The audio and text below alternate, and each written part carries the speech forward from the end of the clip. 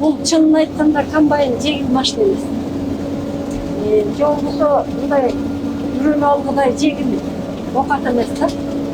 Бул өтө оор окат. Баардык мына комбайнды карагылачы. Бүткөн бою бүт иштеп атат. Бул Жамиля апа 50 жашында гана алгач оор техникага отуруп, аны айдаганды үйрөнгөн. Ошентип 20 жылдан бери элдин таладагы эгинин чаап, кызмат кылып келет. Бир күндө жакшы иштесек 15 гектар. Эгерде жер аябай патек болуп жана чөп болуп калса, анда жай чабылат. 10 гектар ушундай да. Шашпай, сапаттуу кылып чап бергенге аракет кылыш керек. Кудайды жерге түрбөй, саманды ылдыйраак кылып, элге саман керек. Азыр саманда чөп да кымбат болуп кетти. Жамиля апа буга чейин дүкөндө сатуучу болуп иштечү. Кийин айыл өкмөттөн 50 гектар жерди ижарага алып, дыйканчылык менен алектене баштаган. Алгачкы тракторун 1999 жылы 1 миллион сомдон насыяга алган. Ошол кезде 50 жаштагы аял ишти алып кетет. Ири суммадагы насыяны төлөй алат дегенде эч ким ишенген эмес. Кантип төлөйт бул аял деп кээ бирөө мага борушту. Кээ бирөө болсо эми койгон залогко койгон үйүн алдырып иштей албай калат го деген сөздөр болду. Анан ушунун баарын угуп аттым. Анан бирок намыстанып ошо белимди бекем байлап, анан иштейли деп ошо бир туугандарыма да айтып, талыкпай эмгектенели. Алгач техниканы өзүнүн гана жерин иштетем деп сатып алган. Кийин элге да жардам берип, кошумча киреше таба баштаган. Жамиля Тойчубекованын чакан чарбасы азыр үй бүлөлүк чоң бизнеске айланды.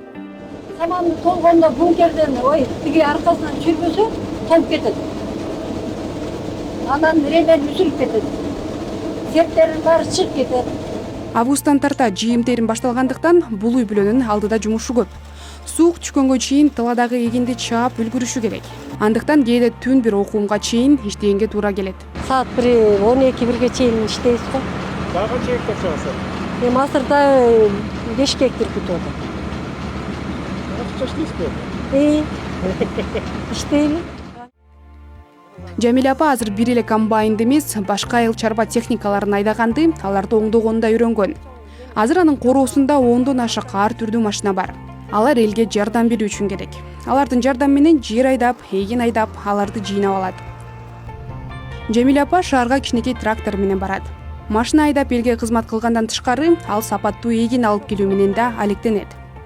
Жакшы түшүм алуу үчүн жыл сайын будайдын жаңы сапаттуу сортторун себүү маанилүү экенин айтат. Ушул атаңгыры мурун жаш кезде эле Советтер Союзунда эле ушул техниканы окуган окуулар бар эле да. Анан ошолорду окуп алсам, эң мыкты механизатор болот белем. Балким мен мындан да мыкты иштейт белем деп ошолорду ойлоп кетем жаш кезимде. Азыр болсо эми өкүнбөйм, монтип татынакай иштеп атам. Дагы мен 100ке чыксам деп ойлойм. Ошо 90га чыкканга чейин мен ошо техника айдасамбы деп өзүм кээде Кудайдан күч кубат сурайм да. Ата-энесинен эрте ажырап, оор турмушту баштан кечирген Жамиля Тойчубекова түшүктөн коркпойт.